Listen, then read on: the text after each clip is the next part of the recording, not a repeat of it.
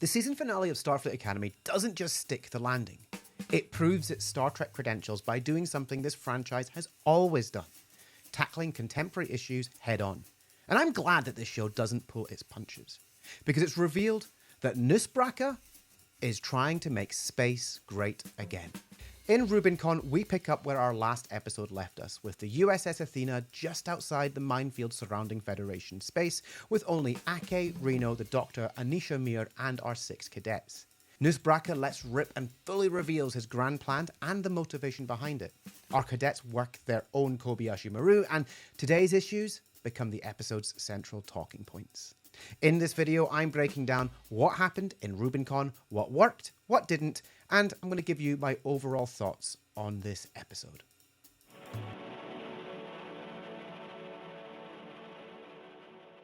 Star Trek has always been a show that takes on contemporary issues head on, whether that is racism, gender, sexuality, politics, and not always subtly. Leave any bigotry in your quarters. There's no room for it on the bridge.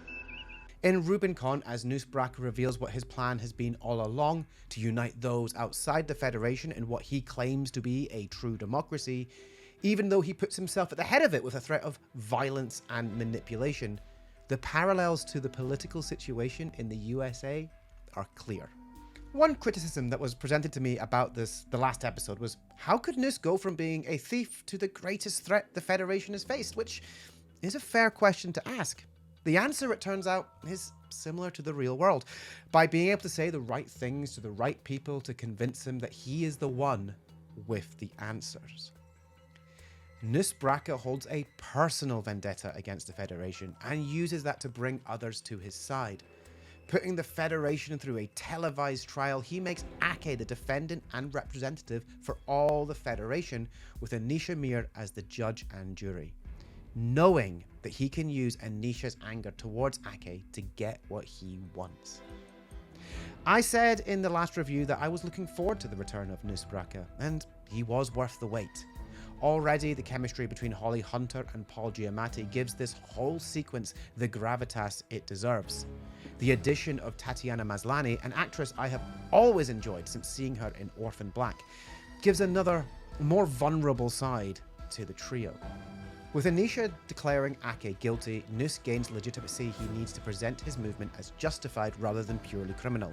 However, the intervention of Caleb and Ake, with them pointing out the fallacy of Nus's entire foundation of his movement, that the Federation couldn't have destroyed his colony due to the color of the phasers, is very satisfying. He is literally brought down by a simple fact check. Margaret, the rules were that you guys weren't going to fact check. However, the real strength of this finale isn't the politics. It's what the cadets do next.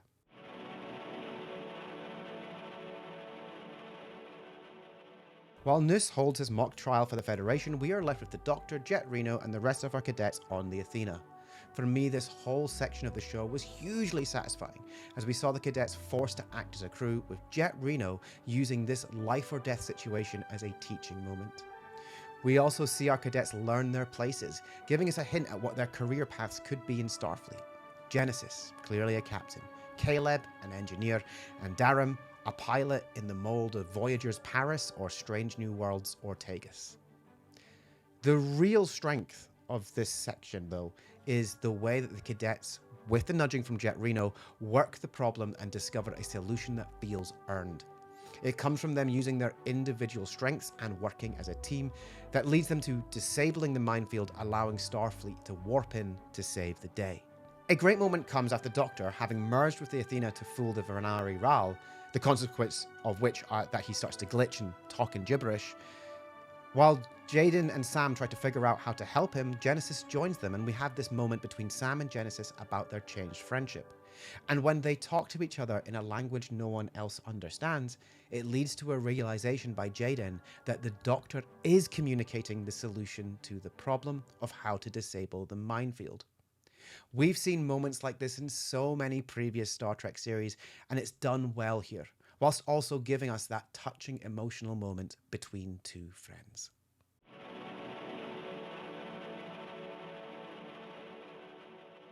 In my last video, I talked about a fan theory that I came across that I like the sound of. Is Anisha the big bad of this season? Well, the short answer is no. She wasn't the overall mastermind of Nus Braka's plan, and that was a smart choice. Keeping things simple for Anisha and Caleb's story was the right thing to do. We have been waiting for them to be reunited, and pitting them against each other would have been, dare I say it, actually the easy way out? Because what they do here is smarter. No, Anisha isn't the big bad of the season, but she is the one who punishes the Federation. Nus uses her feelings of betrayal and anger to get what he wants. However, it is Caleb who uses the lessons that he has learned during his time at the Academy to help his mother see that there is another way. That you don't have to let anger run your life. Because if you break it down, Caleb and Nus are the opposite sides of the same journey. Nus reveals that he felt betrayed by the Federation because not only did they not bring his colony aid, he remembers, falsely, that they killed everyone he knew. This was later revealed to actually be the fault of his father. If we think back to Caleb's journey, though, he was separated from his mother and had every right to be angry with the Federation. Had Ake not stepped in and offered him a different path and a chance to find his mother, he may have gone down the same path that Nus had. We are left at the end of this episode with Caleb truly happy in Starfleet, and Anisha, while still wary of the Federation, and rightly so, is happy that her son is where he is and able to move forward with a relationship based in happiness rather than anger.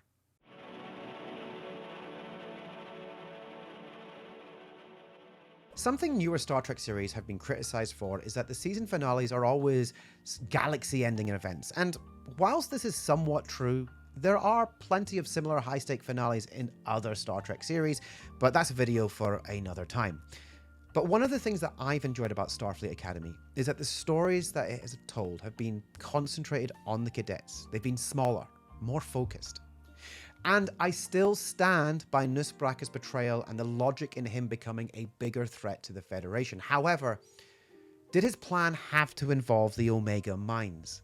I feel that in raising the stakes this high, it verges on unbelievable. I feel that this story could have been possible without the threat of wiping out the entire Federation and falling into the serialization trap where every season finale has to be bigger than the one before. Nus Braka still could have been charismatic enough to unite worlds against the Federation, but using maybe a smaller, more targeted weapon. For example, he could have directly threatened Starfleet headquarters, or even the new home of the Federation, Beta Z, directly instead.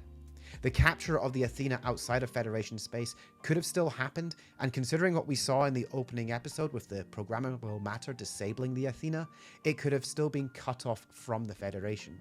Same stakes, just not as exaggerated. But my real gripe, there are only 10 episodes. I want my 24 episode seasons back, just like the older Star Trek series. I just want to have more time with these characters.